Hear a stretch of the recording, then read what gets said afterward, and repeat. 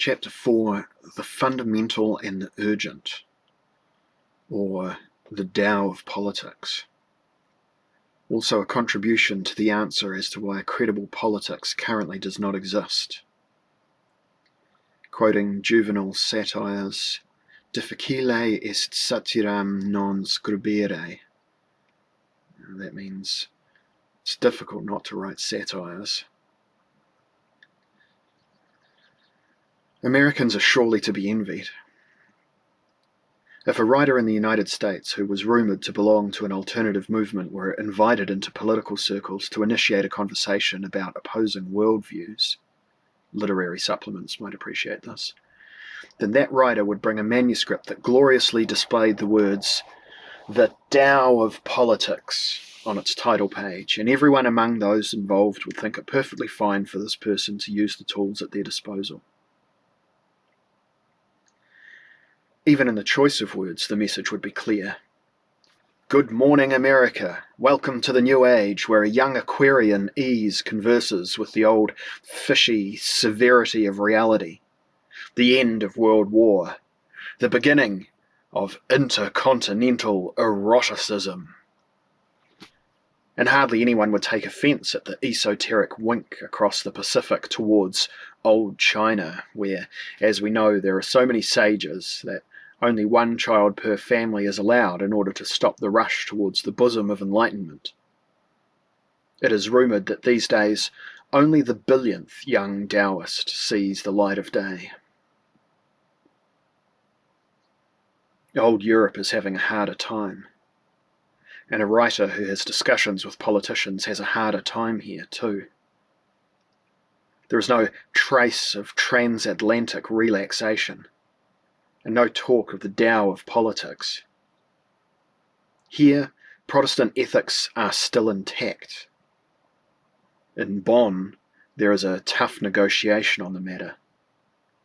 Mr. Johannes Rau will present his political moral doctrine in a forward-looking keynote speech, and then the invited author will give his lecture.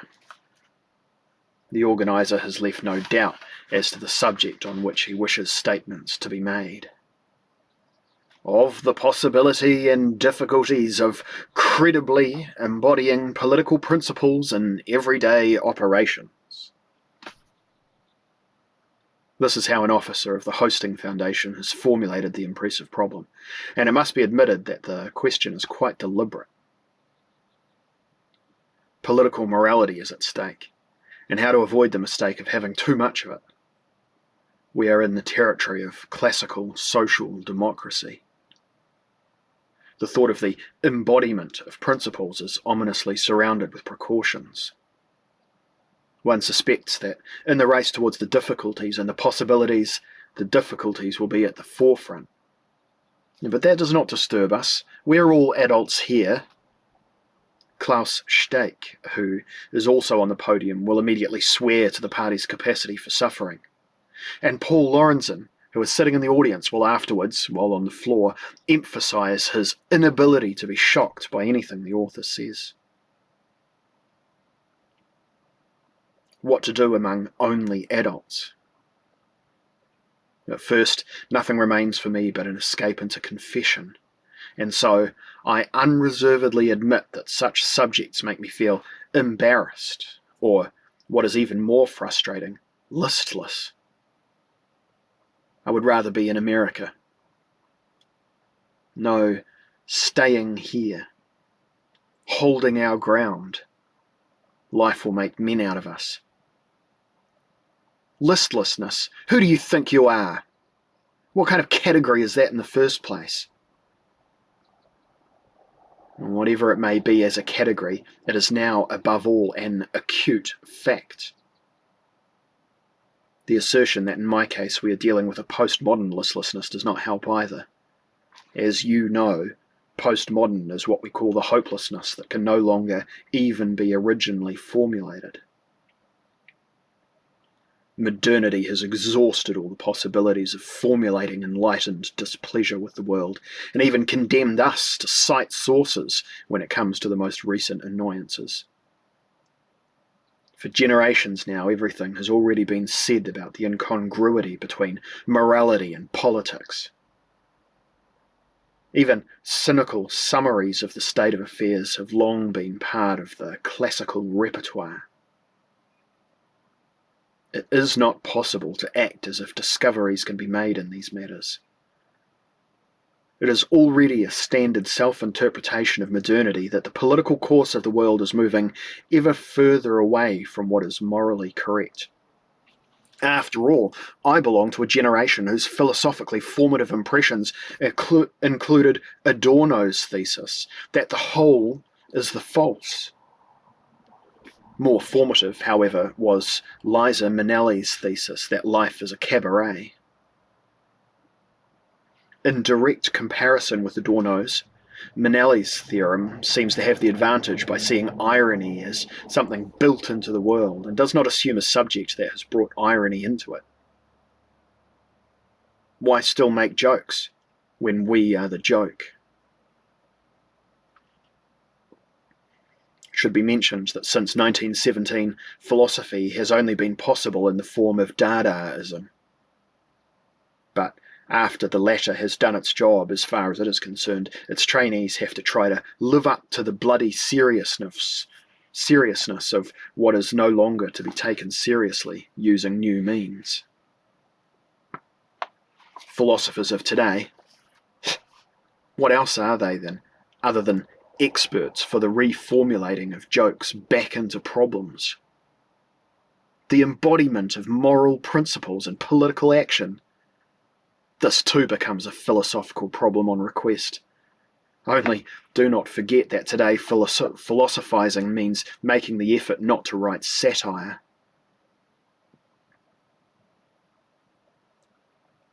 Well, after these remarks, you have the right to ask what I was doing at such a serious event. You will not even engage with the sophism that you can only seek what you bring to the table. That is understandable.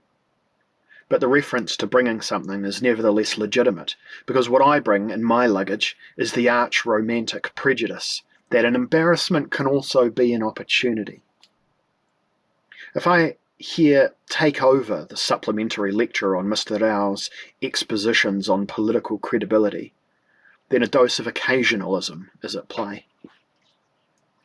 By the way, it is a matter less alien to Mr. Rao than one might assume when one considers politics only as a fulfilment of duty towards the fatherland on the energy and pension front. He is, after all, a candidate for Chancellor. We write in January 1986, the blue flower of the absolute majority for our candidate's party still blooms, someone who, in his own way, gathers experience with the genius of opportunity. Aren't candidacies the poetic periods of political life, simply because as long as they last one may not yet commit the sins that are pre-programmed into the prose of administration of office? Candidati, one recalls, was, according to the Roman state ritual, the name of the men dressed in white who indicated a willingness to lose their innocence by putting on an untarnished robe.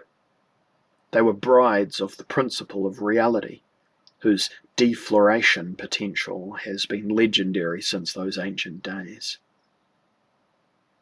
In the given case, no one would go so far as to dress the candidate for a political wedding in white, since his national political experience is up to date on file.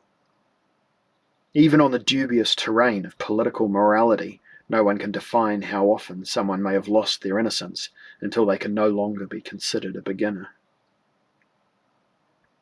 Malicious gossip has still not stopped claiming that one can see a dark stain from the emissions of the Ibn Buren power plant showing through the white candidate robe of Mr. Rao, so black that no new integrity can emerge against the accumulated sins. But we are not here to moralize. Perhaps a candidate's white signals more today than a non-binding ritual, namely the willingness to expose oneself to a change of mind that gives the present moment in world history its philosophical profile. And that is the code word that gives our intervention its cue. Today, there are not only partisan occasions, but dramatic global reasons to speak of such changes in attitude. The boundless incongruity that gapes open between the competences of politics and the requirements of reality give us food for thought. At the moment, no one knows how the apocalyptic tendencies of the system could be brought within range of preventative measures. Politics has turned into a game of blind man's bluff, to the highest degree right before our eyes. But because the players hardly ever let themselves be caught, politics cannot take off the blindfold. Everyone can tell that in this children's game of reality the danger increases. And if we speak of the principles of politics, we may talk of morality, but what we really mean is danger. One aspect of the danger in which we float as both subjects and objects of politics consists not least in the reduction of amoral risks to moral questions to appease the vulnerable. If nothing else, an objection from a philosophical perspective must be directed against it on this forum. A philosophy of the real speaks of reality as dangerousness, and of the fact that danger manifests itself today not least in the dissonance between the fundamental and the urgent. This dissonance will be the topic of what follows. Should we wish to characterize the dangerousness of the present philosophically, we must choose an offensive diagnosis and realize that the epochal strategy of excluding questions of truth from the political sphere and from the civilizing process, now one's teeth become loose, has altogether hit a limit. The return of the excluded is being foreshadowed in a series of symptomatic catastrophes. They present a tough bill to the truth-abandoned activism of modernity. If there is a common denominator for the multitude of crises that have fissured contemporary consciousness, it can be found in the open secret that is given away by the catastrophes.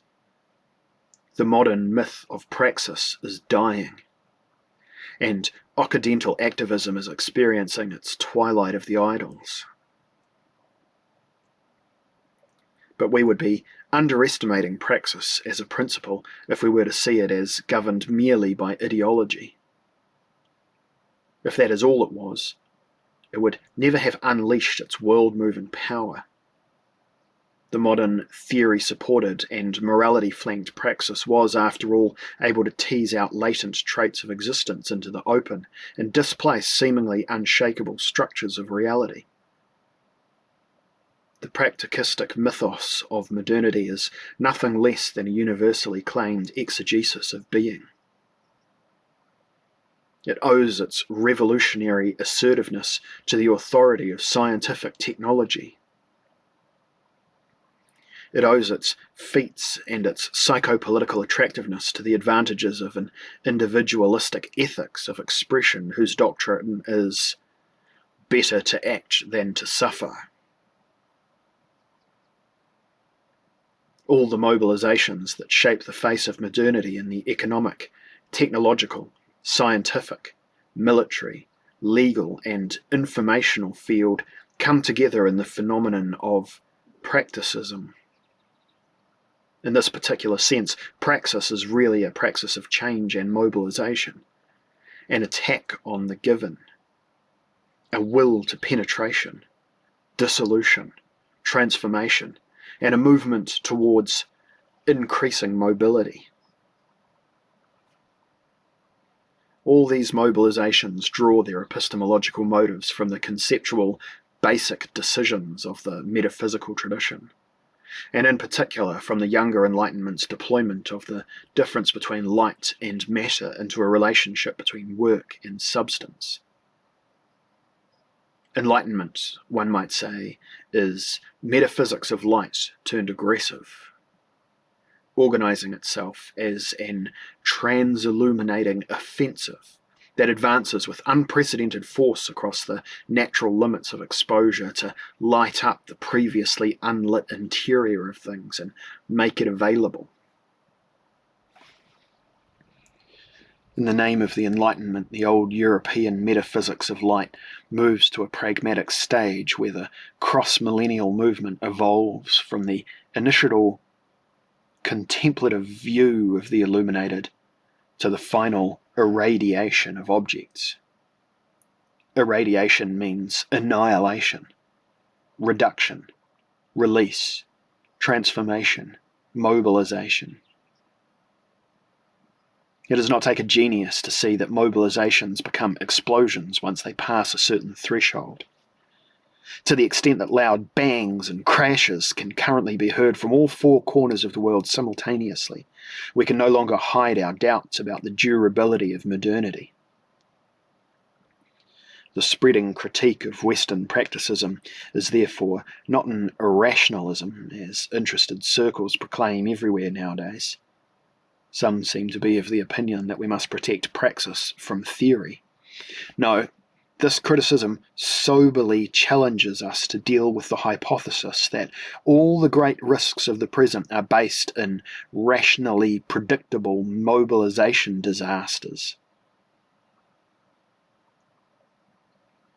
This preliminary sketch of an alternative, quote-unquote, philosophical discourse of the present remains laconic. It merely indicates what is at stake in current fundamental reflections.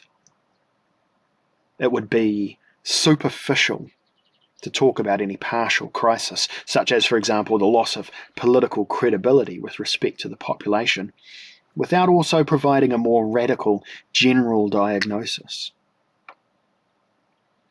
Only by participating in the creation of such diagnostics could the political actors prevent themselves from being bad contemporaries. And this is precisely, let us be honest, what we must consider the vast majority of them to be. This is where the crisis of political credibility originates in the first place. Even the dullest members of the public, to say nothing of the reflective ones, get a disastrous impression from the behaviour of the political class, insofar as this exhibits nothing more than the most hopeless carrying on, abandoned by all spirits, both good and evil. The uncoiling of a phantom-like, unbroken practicism that is cut off from the development of a more sensible awareness, out there in society, of the problem. Credibility, if not that of politics, but certainly that of the politician, could therefore only be rehabilitated from this perspective. At the end of the day, it does not matter if this or that politician has a personality type well suited for power, if they belong to this or that party, if they care more about the interests of workers than those of bank capital, if they cultivate the community of values with people of goodwill on church days, if they wrestle for their briefcase with prostitutes in front of New York hotels. These are all pardonable sins or secondary virtues. What it comes down to is whether a politician can qualify as the subject of an advanced awareness of the problem. A politician who could offer this would have fulfilled all suitable requirements and be forgiven for occupational sins. But no one will claim that Bonn and other capitals are teeming with such political light-bearers. This cannot be. Already, because a gap of sensitivity opens up in modern societies where the political class and the problem-sensitive aesthetic subcultures become hopelessly estranged from each other. It is impossible to close one's eyes to the fact that there is a deadly division of labour between the sensible and the resilient.